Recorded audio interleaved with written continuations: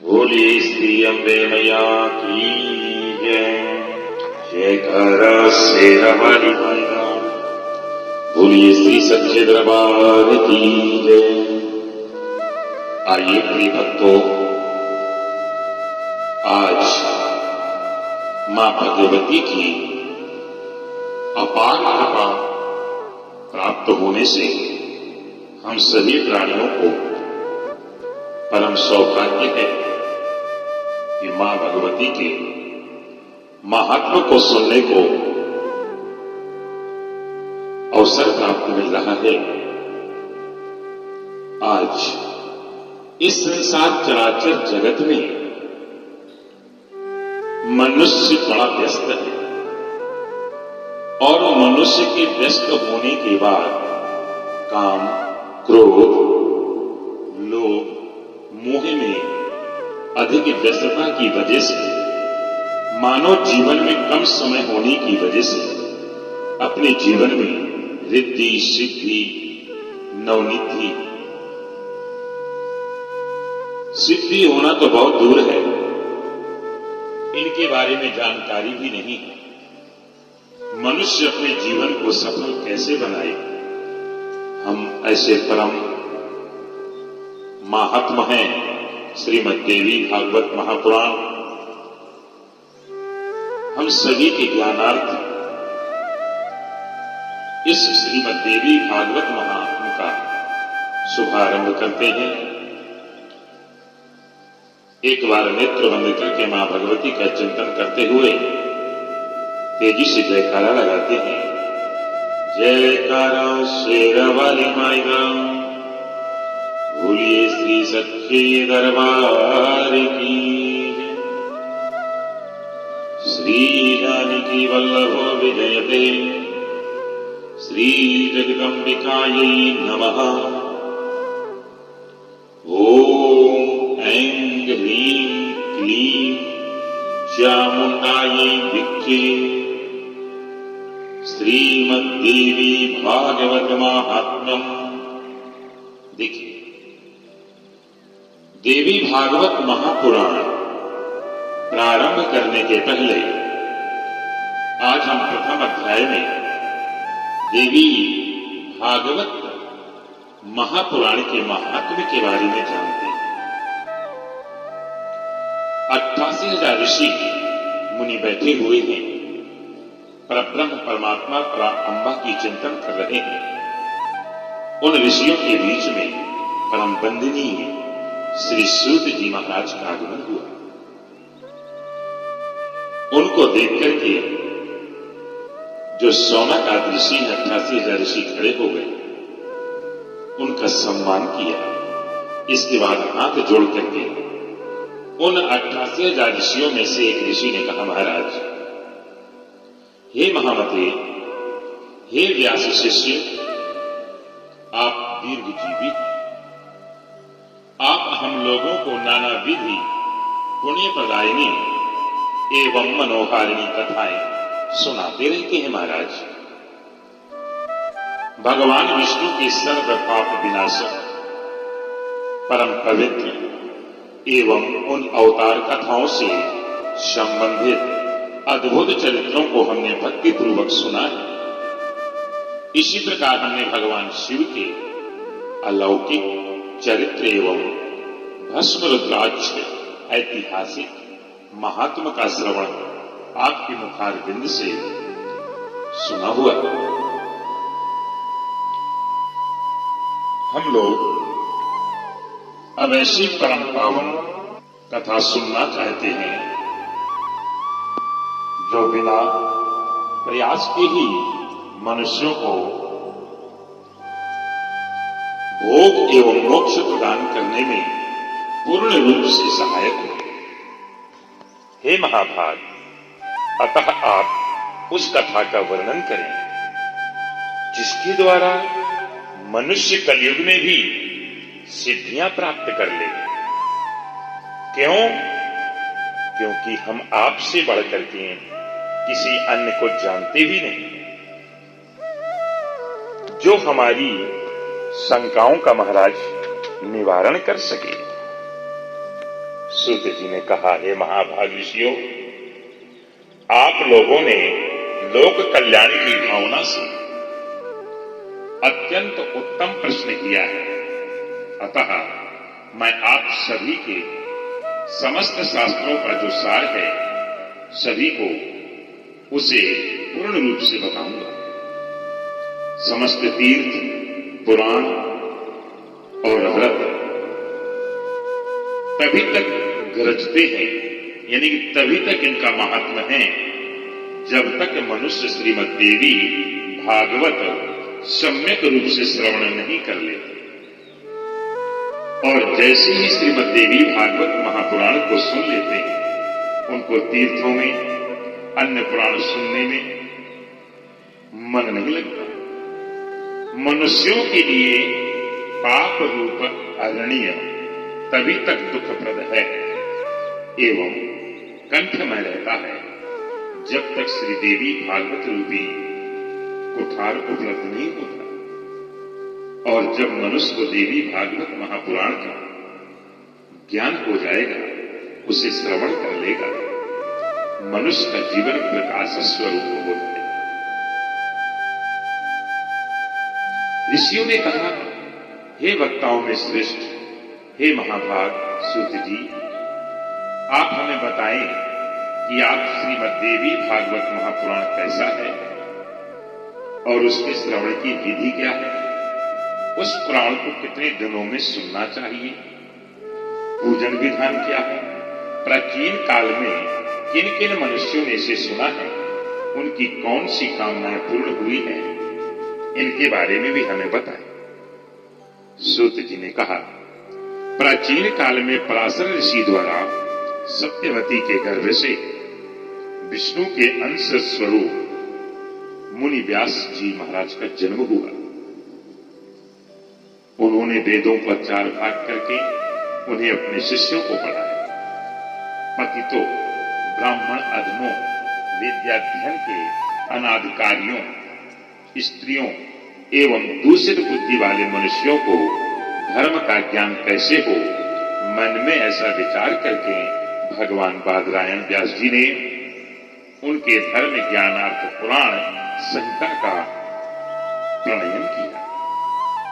उन भगवान व्यास मुनि ने 18 पुराणों एवं महाभारत का प्रणयन करके सर्वप्रथम मुझे ही पढ़ाया। उन पुराणों में श्री देवी भागवत महापुराण भोग एवं मोक्ष देने वाला है। व्यास जी ने राजा जनमेजय को यह पुराण स्वयं सुनाया था। पूर्व काल की बात है, इन जनमेजय के पिता जो महाराज परीक्षित थे, वो परीक्षित तक्षक नाग द्वारा काट लिए गए। अतः पिता की संशुद्धि यानी शुभ गति प्राप्ति के लिए राजा ने तीनों लोगों की जननी देवी भगवती की विधिवत पूजन अर्चन करके 9 दिनों तक व्यास जी के मुखारविंद से इस देवी भागवत पुराण का श्रवण किया था। इस नावान यज्ञ के संपूर्ण हो जाने पर राजा परीक्षित ने इसी समय दिव्य रूप धारण करके देवी का सालोक्य प्राप्त किया। राजा जनमेजय अपने पिता की दिव्य गति देख करके और महर्षि वेदव्यास की विधिवत पूजा करके बहुत प्रसन्न हुए। सभी 18 पुराणों में यह श्री देवी भागवत पुराण सर्वश्रेष्ठ है और धर्म, अर्थ, काम तथा मोक्ष को प्रदान करने वाला है। जो लोग सदा भक्ति श्रद्धा पूर्वक श्रीमद् देवी भागवत की कथा सुनते हैं, उन्हें सिद्धि प्राप्ति होने में तनिक भी विलंब नहीं होता। इसलिए मनुष्यों को इस पुराण का सदा पठन श्रवण करना चाहिए। पूरे दिन के आधे समय तक, चौथाई समय तक मुहूर्त भर अथवा एक क्षण भी जो लोग भक्ति पूर्वक इसका श्रवण करते हैं, उनकी कभी दुर्गति नहीं होती। मनुष्य सभी यज्ञों, तीर्थों तथा दान आदि शुभ कर्मों का जो फल प्राप्त करता है वही फल उसे केवल एक बार श्रीमद् देवी भागवत पुराण के श्रवण से प्राप्त होता है।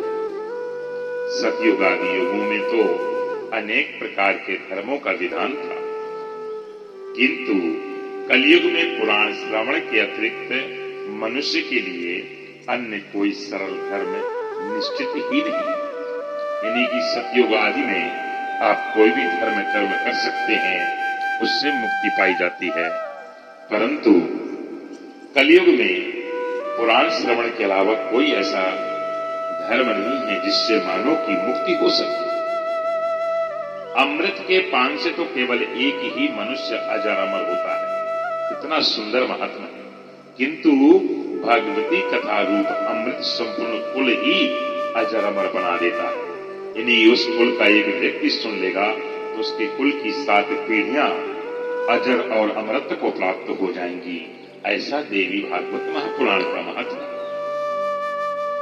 श्रीमद् देवी भागवत के कथा श्रवण में महीनों तथा दिनों का कोई नियम नहीं है, इसलिए मानवों द्वारा इसका सदा ही सेवन, पठन, श्रवण किया जाना चाहिए। एक बार नहीं, कई बार करना चाहिए। कहते हैं कब करना चाहिए?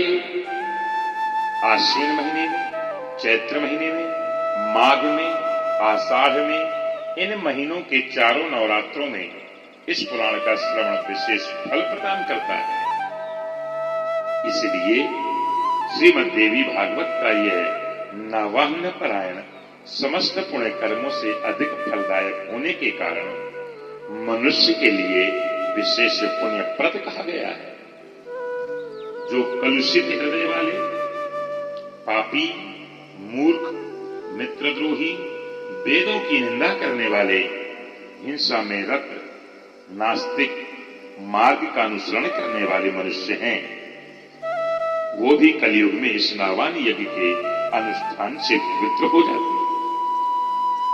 जो मनुष्य के धन दूसरे लोग हरण कर लेते हैं, पराई स्त्रियों के लिए ललायित रहते हैं, पाप के बोझ में दबे रहते हैं, गौ ब्राह्मण देवताओं की भक्ति नहीं करते, वो भी इस देवी भागवत महापुराण के सुनने से पवित्र हो जाते हैं। जो फल कठिन तपस्याओं, व्रतों, तीर्थ सेवन, अनेक प्रकार के दान, नियमों, यज्ञों, हवन एवं जप आदि से करने से प्राप्त नहीं होता, वह फल मनुष्य को देवी भागवत के पारायण मात्र से, श्रवण मात्र से प्राप्त हो जाता है। गंगा, गया, काशी, नैमिषारण्य, मथुरा, पुष्कर, बद्रिकाश्रम मनुष्यों को उतना शीघ्र पवित्र नहीं कर पाते जितना कि श्रीमद् देवी भागवत महा यह नवान्न यज्ञ लोगों को पवित्र कर देता है।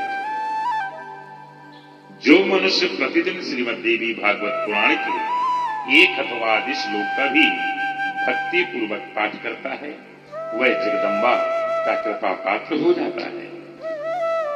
संसार में, गांव में या परिवार में महामारी से उत्पन्न उपद्रवों के भीषण भय तथा समस्त प्रकार के उत्पात जैसे उल्कापात होना, भूकंप आना, अतिवृष्टि, अनावृष्टि आदि हो जाना, ऐसे समय में देवी भागवत पुराण के श्रवण मात्र से ही ये सब महापाप नष्ट हो जाते हैं। जो व्यक्ति भक्ति भाव से देवी के इस भागवत पुराण का पाठ अथवा श्रवण करता है, वह धर्म, अर्थ, काम और मोक्ष को प्राप्त कर लेता है। इस देवी भागवत पुराण के श्रवण से ही वसुदेव जी प्रसेन को जो खोजने के लिए गए हुए, बहुत समय तक न लौटते हुए अपने प्रिय पुत्र कृष्ण को प्राप्त करके प्रसन्न हुए थे। जो मनुष्य भक्ति पूर्वक इस देवी भागवत महापुराण की कथा को पढ़ता है तथा इसका श्रवण करता है, वह भोग और मोक्ष दोनों को प्राप्त कर लेता है। जिस घर में नित्य देवी भागवत महापुराण का पूजन किया जाता है, वह घर तीर्थ रूप बन जाता है तथा उसमें निवास करने वाले लोगों के पापों का नाश हो जाता है। जो मनुष्य अष्टमी, नवमी अथवा चतुर्दशी तिथियों को श्रद्धा पूर्वक इसे पढ़ता या सुनता या सुनाता है, वह परम सिद्धि को प्राप्त कर लेता है। इस देवी भागवत महापुराण का पाठ करने वाला ब्राह्मण वेद वेदाओं में अग्रणीय हो जाता है, क्षत्रिय राजा बन जाता है, वैश्य धन संपदा से संपन्न हो जाता है और शूद्र वेश के श्रवण मात्र से अपने कुल, बंधु, बांधुओं के बीच श्रेष्ठता प्राप्त कर लेता है। इसलिए मनुष्य मात्र को, प्राणी मात्र को अपने जीवन में मां भगवती ने जो हमें जीवन की सांसें दिया है, इन सांसों के बीच में बैठ करके प्राणी मात्र को देवी भागवत महापुराण जीवन में एक बार अवश्य सुनना चाहिए। बोलिए श्री अम्बे मैया की जय। जयकारा श्री रावाली माता, बोलिए सच्चे दरबार की जय।